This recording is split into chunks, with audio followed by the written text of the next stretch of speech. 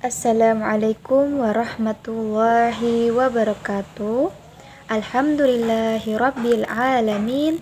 Wassalatu wassalamu ala asrafil anbiya'i wal mursalin Sayyidina wa maulana Muhammadin wa ala alihi wa sahbihi ajma'in, amma ba'd. Yang saya hormati dosen pengampu Bapak Masrudin MPD dan teman-teman yang berbahagia. Kami dari kelompok 12 ingin mempresentasikan makalah yang berjudul Tafsir dan Takwil. Perkenalkan, nama saya Alfiah Hidayati, NPM 24126178, yaitu mengenai makalah terjemah, tafsir, dan takwil. 3 metode dalam memahami Al-Quran, di mana terjemah mengalihkan teks secara harfiah ke bahasa lain. Tafsir menjelaskan makna ayat secara menyeluruh dan kontekstual, dan takwil menafsirkan makna tersembunyi atau simbolik dari ayat, sehingga ketiga saling melengkapi dalam memahami Al-Quran secara lahiriah dan batiniah. Definisi terjemah, tafsir, dan takwil.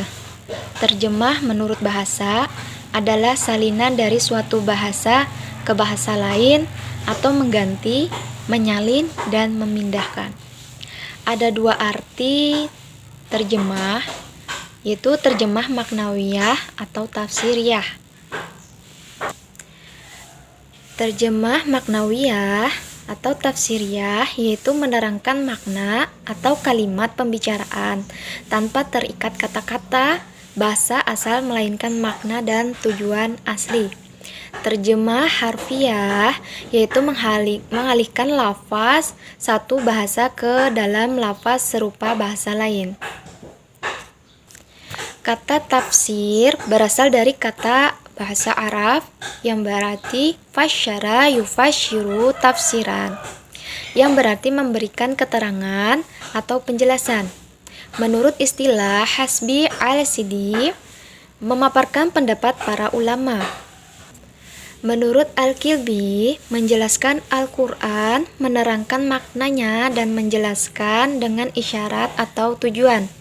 Menurut Al-Zarkashi, dalam Al-Burhan, yaitu memahami dan menjelaskan makna kitab Allah diturunkan kepada Rasulullah, kandungan-kandungan hukum dan hikmah.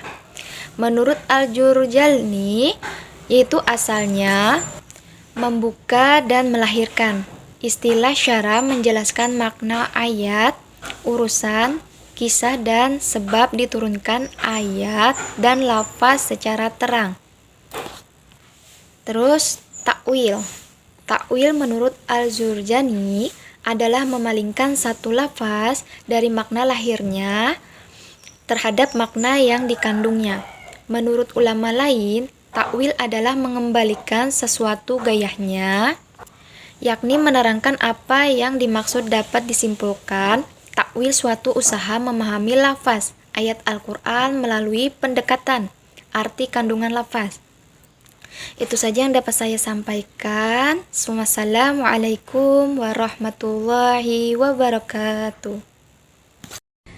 Bismillahirrahmanirrahim. Pada kesempatan kali ini saya akan menjelaskan tentang syarat-syarat yang harus dipenuhi oleh mufassir atau orang yang ingin mentafsirkan Al-Quran.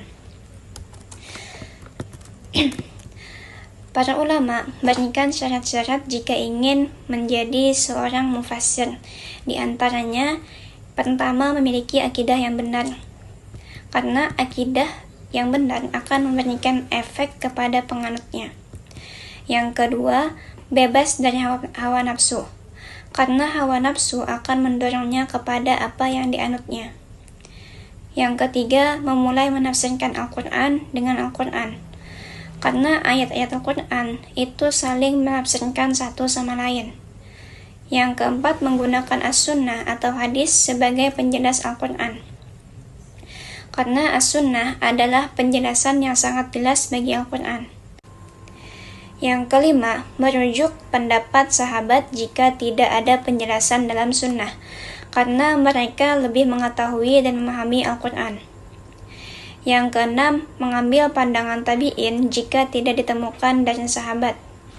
Yang ketujuh, memahami ilmu bahasa Arab dan cabang-cabangnya, karena Al-Quran diturunkan dengan bahasa Arab sehingga pemahamannya tergantung kepada pemahaman lafaz, kosakata, dan disiplin keilmuan bahasa.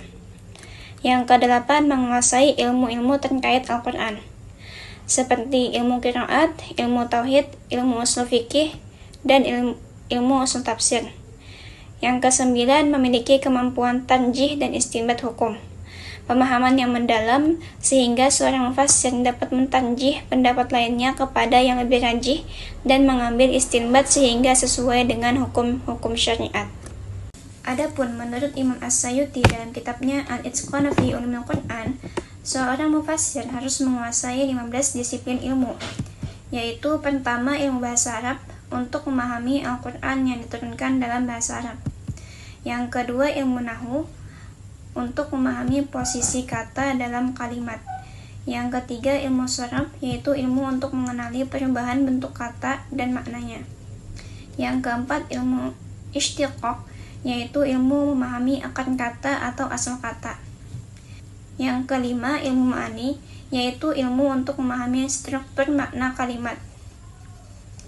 Yang keenam ilmu bayan, yaitu untuk menjelaskan makna tersirat dan perbedaan gaya bahasa. Yang ketujuh ilmu badi, yaitu ilmu untuk memahami keindahan dan keunikan sastra dalam Al-Quran. Yang kedelapan ilmu qiraat, yaitu ilmu pengetahuan tentang berbagai versi bacaan Al-Quran.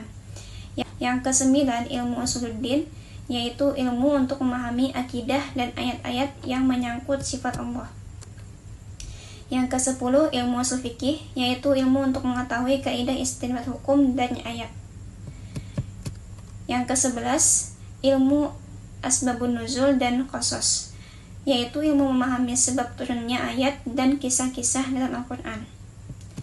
Yang ke-12 ilmu nasikh dan mansukh, yaitu ilmu untuk mengetahui ayat yang menghapus dan ayat yang dihapus. Yang ke-13 ilmu fikih, untuk memahami kandungan hukum dalam ayat-ayat Al-Quran. Yang ke-14 ilmu hadis. Yang ke-15 ilmu al-muhibbah, yaitu ilmu pemberian dari Allah atau ilham kepada hamba yang mengamalkan ilmunya. Nah, itulah tadi syarat-syarat yang harus dipenuhi oleh seorang mufassir. Assalamualaikum warahmatullahi wabarakatuh. Di sini saya Nur Alvina ingin menjelaskan pembagian metode-metode tafsir. Nah, metode tafsir yang pertama adalah metode tafsir ijmali. Bisa juga disebut dengan metode tafsir global. Nah, apa sih maksud dari metode tafsir global atau ijmali? Metode tafsir itu adalah kan cara menafsirkan Al-Quran. Metode ijmali ini menafsirkan dengan secara ringkas, tidak terperinci, tidak menguraikan secara luas. Jadi ijmali ini ringkas, bisa dipahami semua kalangan masyarakat karena ringkas. Contohnya misalkan ada ayat yang menerangkan bahwa memerintahkan bahwa beriman, maka penafsirannya tidak ada bagaimana caranya untuk beriman, seperti itu. Jadi metode ijmali ini secara ringkas saja, tidak terperinci. Ada misalkan ada hukumnya, ada apanya, tidak. Menafsirkan secara ringkas saja. Yang kedua adalah metode tahlili. Nah, metode tahlili ini lawan daripada metode ijmali, yaitu menafsirkan Al-Quran dengan secara luas, dengan secara terperinci, dari berbagai aspek, dari pembahasaannya, dari masalah hukumnya, dari asbabun nuzulnya. Itu tahlili, menafsirkan Al-Quran secara luas, secara terperinci, misalkan dari nahu sorofnya, balagohnya, mantiknya, dan juga misalkan sejarahnya, apa hukum fikih di dalam ayat itu. Nah, itu penafsiran Al-Quran metode tahlili. Adalah metode tafsir muqaron. Metode tafsir muqaron ini adalah menafsirkan ayat Al-Quran, yaitu dengan cara membanding-bandingkan. Maksudnya membanding-bandingkan ayat yang hampir sama, tapi redaksinya berbeda. Bagaimana contohnya? Di sini ada contohnya di Al-Quran surah Al-An'am ayat 151. Di sini dikatakan wala taqtulu auladakum min imlaq. Di surah Al-Isra juga disebutkan di ayat 31 wala taqtulu auladakum khasyata imlaq. Ada perbedaan antara khasyata imlaq dan min imlaq. Mufassir menjelaskan bahwa yang wala taqtulu auladakum min imlaq itu ditujukan kepada orang miskin, dan yang surah Al-Isra wala taqtulu auladakum khasyata imlaq, di sini tujuan ayatnya kepada orang kaya, karena di sini ada kata-kata khasyata imlaq, takut kemiskinan, berarti belum miskin, seperti itu. Yang keempat adalah metode tafsir al-mawdu'i.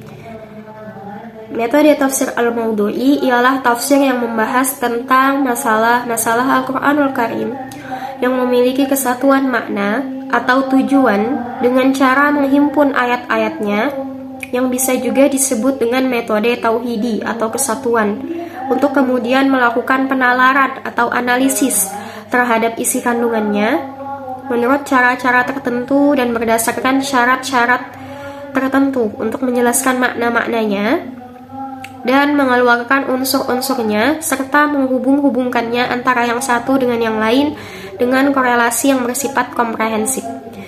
Jadi, metode tafsir maudhu'i itu ialah menghimpunkan ayat-ayat Al-Quran yang topiknya itu sama, pembahasannya itu sama, maka dihimpunkan sesuai topiknya. Jadi metode tafsir maudhu'i ini menafsirkan ayat-ayat Al-Quran sesuai dengan topik, seperti itu. Oke, di sini saya akan menjelaskan kesimpulan dari pembahasan kami tadi. Terjemah adalah proses alih bahasa dari teks Al-Quran ke bahasa lain agar maknanya dapat dipahami oleh orang yang tidak mengerti bahasa Arab. Adapun tafsir adalah ilmu untuk menjelaskan makna ayat-ayat Al-Quran. Sementara itu, takwil merupakan usaha memahami maksud terdalam dari lafaz Al-Quran. Seorang mufassir harus memenuhi beberapa syarat, seperti memiliki akidah yang benar, bebas dari hawa nafsu, memulai penafsiran dengan Al-Quran, merujuk kepada sunnah, pendapat sahabat dan tabi'in, serta menguasai bahasa Arab dan ilmu-ilmu terkait seperti qiraat dan usul fikih. Adapun metode tafsir terdiri dari 4 macam, yaitu pertama metode ijmali, yaitu penjelasan secara global. Yang kedua metode tahlili, yaitu penjelasan rinci dari berbagai aspek. Yang ketiga metode maudhu'i, yaitu metode membahas tema tertentu dalam Al-Quran.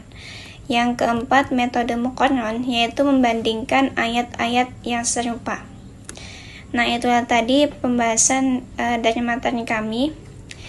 Terima kasih. Wassalamualaikum warahmatullahi wabarakatuh.